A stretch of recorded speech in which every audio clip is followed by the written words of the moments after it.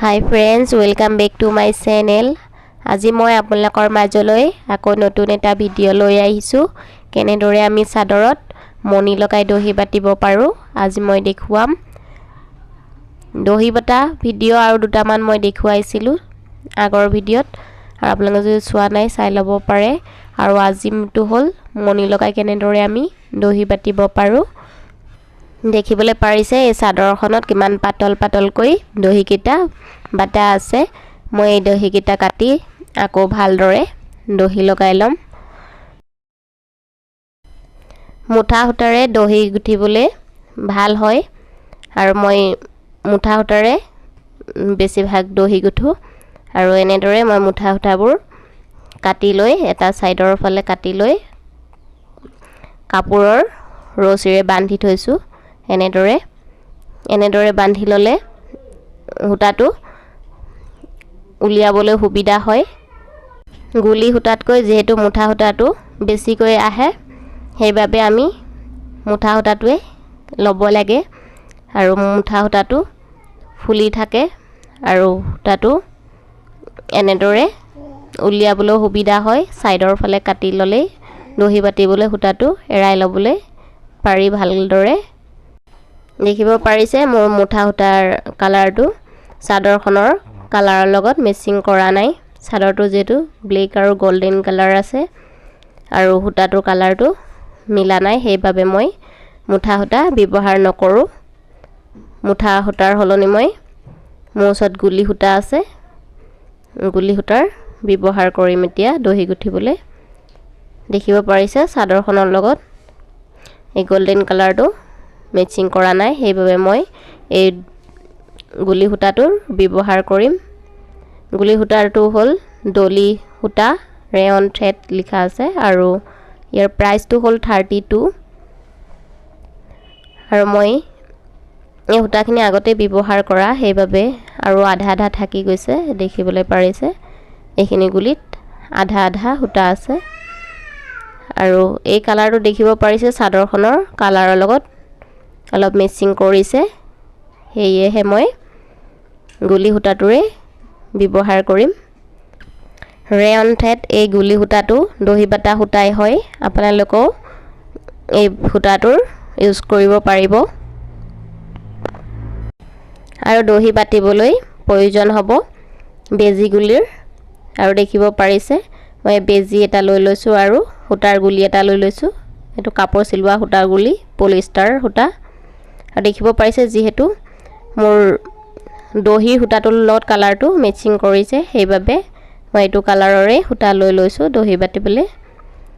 আৰু দেখিব পাৰিছে মই সৰু সৰু দহি কিটা কাটি ললো, আৰু এতিয়া চাদৰত দহি লগাই যাম। এতিয়া চাও আহক আমি কেনেদৰে চাদৰত দহি লগাব লাগে। দেখিব পাৰিছে এই দহি কিটা কিমান সৰু সৰু আছিলে। দহি গুঠিবলৈ লৈ লৈছো বেজি গুলি এটা আৰু বেজি, আৰু দেখিব পাৰিছে মণি লৈ লৈছো, যিহেতু মই মণিৰে দহি গুঠিম। আৰু চাদৰখনৰ ওপৰত গধুৰ কিবা লৈ ললে চাদৰত দহি বাটিবলৈ সুবিধা হয়, সেইবাবে মই কুচন কভাৰ দুটা লৈ লৈছো চাদৰখনৰ ওপৰত। আৰু অলপ ডাঙৰ সাইজৰ ডাঠ কাগজ বা ডাঠ ফ্ৰেম কিবা এটা লৈ ল'ব সূতাখিনি গুলি উলিয়াই ল'বৰ বাবে। দেখিব পাৰিছে মই পুৰণা ফ্ৰেম এটা লৈ লৈছো অলপ ডাঙৰ সাইজৰ, আৰু এনেদৰে সূতাটো গুলি ল'ম। দহিটো যিটো সাইজত গুঠিব সেইটো সাইজৰ হিচাপত দহি সূতাখিনি গুলি ল'ব লাগিব।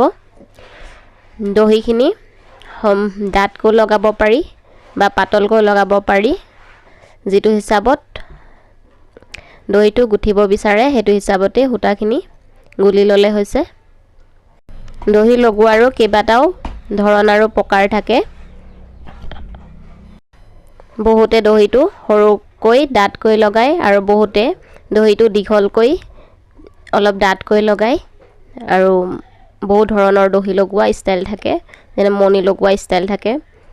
আৰু সূতাৰ বোৰো যিহেতু বেলেগ বেলেগ ধৰণৰ থাকে, সেইবাবে দহিটো দেখিবলৈ বেলেগ বেলেগ ধৰণৰ হয়।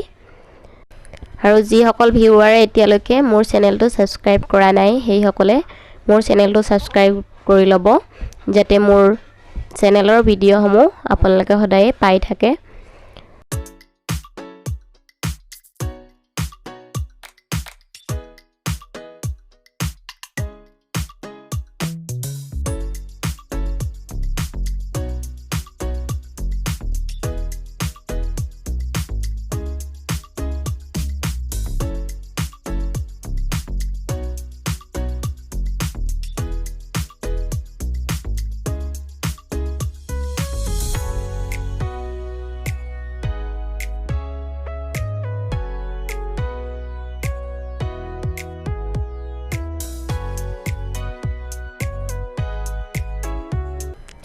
এতিয়া দেখিবলৈ পাৰিছে মই মণি লৈ লৈছোঁ দহি বাটিবলৈ আৰু মই মণি দুটা সাইজৰ লৈছোঁ ডাঙৰ সাইজৰ আৰু সৰু সাইজৰ মই দুইটা সাইজৰ মণি মিলাই লৈ দহিটো গুঠিম দহি কেইটা একে ডিসটেন্সত লগাব লাগিব দেখিব পাৰিছে মই একে ডিসটেন্সত লগাইছো দহি কেইটা এনেদৰে বেজিটো হুমিয়াই লব প্ৰথমতে আৰু তিনটা গাঁঠি মাৰি লব টাইট কৈ দেখিব পাৰিছে মই তিনটা গাঁঠি মাৰি লৈছো টাইট কৈ তিনটা বা চাৰিটা গাঁঠি মাৰিব পাৰে এনেদৰে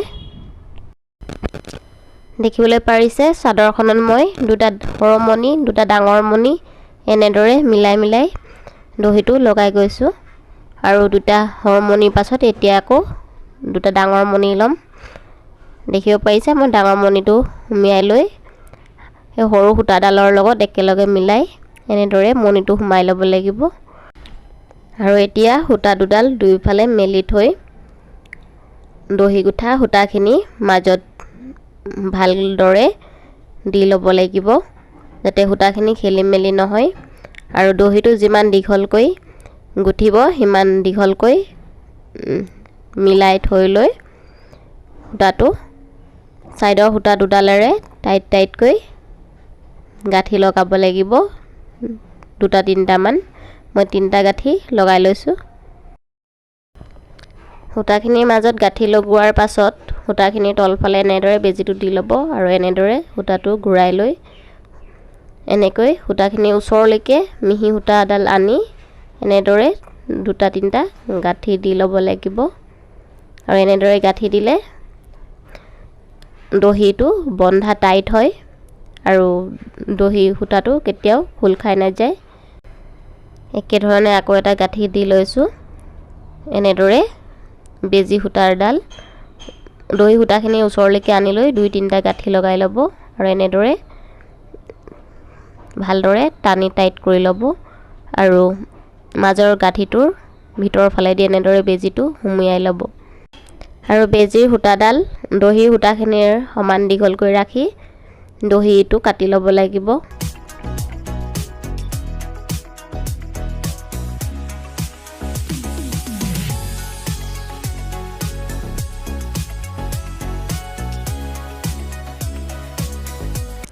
এতিয়া আকৌ এটা দহি লগাই দেখুৱাই দিছো ভালদৰে দেখিব পাৰিছে দহি কেইটা একে ডিসটেন্সত লগাইছো আৰু এনেদৰে এই সূতাডাল অলপ ছুটি কৰি ৰাখি এনেদৰে তিনটা গাঁঠি মাৰি ল'ব টাইটকৈ তিনটা বা চাৰিটা গাঁঠি মাৰি ল'ব পাৰে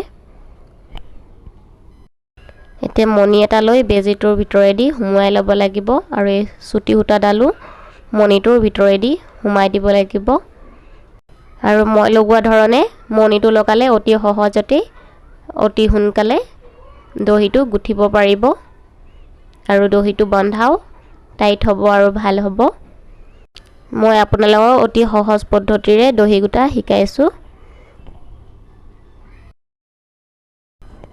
বেজি সূতাটো দুইফালে এনেদৰে মেলি থৈ মাজত দহি সূতাখিনি দি ল'ব লাগিব ভালদৰে দহি সূতাখিনি থৈ ল'ব লাগিব যাতে সূতাখিনি খেলি মেলি নহয় আৰু দুই সাইডৰ বেজি সূতাটোৰে দহি সূতাখিনি টাইটকৈ তিনটা মান গাঁঠি দি ল'ব লাগিব তিনটা বা চাৰিটা গাঁঠি দি ল'ব পাৰে মই তিনটা গাঁঠি দি লৈছো বেজি সূতাটো দহি সূতাখিনিৰ লগত একেলগে মিলাই লৈ কাটিব লাগিব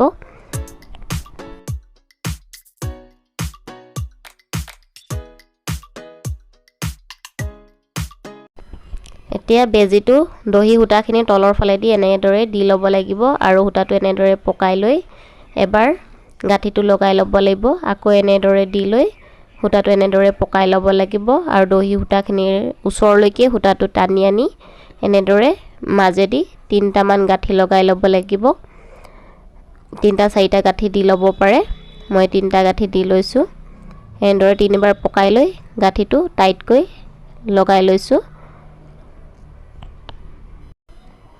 এটা আকৌ একে ধৰণে বেজিটো দি লৈ আকৌ সূতাটো পকাই লৈছো আকৌ দহি সূতাখিনি ওচৰলৈকে বেজিৰ সূতাটো আনি লৈ আকৌ সূতাডালৰ মাজেদি তিনটা মান গাঁঠি লগাই লৈছো এনেদৰে টাইটকৈ দহিটো বান্ধি লৈছো দহিটো বান্ধা গাঁঠিটোৰ ওপৰেদি এনেদৰে বেজিটো সুমিয়াই লৈছোঁ। এনেদৰে বেজীটো সুমুৱাই ল'লে দহি বন্ধাটো ভাল হয় আৰু দহি সূতাখিনিৰ সমান দীঘলকৈ বেজী সূতাটো কাটিব লাগে আৰু এনেদৰে বেজীটো সাইড কৰিব লাগে।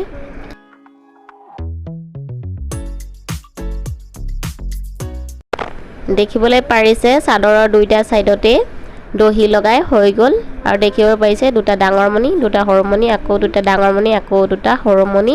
এনেদৰে মই সৰু মণি আৰু ডাঙৰ মণি মিলাই মিলাই দহিটো গুঠিছোঁ আৰু দেখিব পাৰিছে দহি গুঠাটো কেনেকুৱা হৈছে আৰু দহি গুঠাটো কেনেকুৱা হৈছে কমেন্ট কৰি জনাব আৰু ভিডিঅ'টো ভাল লাগিলে এটা লাইক কৰি দিব। আজি ইমানতে সামৰণি মাৰিছোঁ। আকৌ নেক্সট ভিডিঅ' লৈ আপোনালোকৰ মাজলৈ আহিম। Bye bye.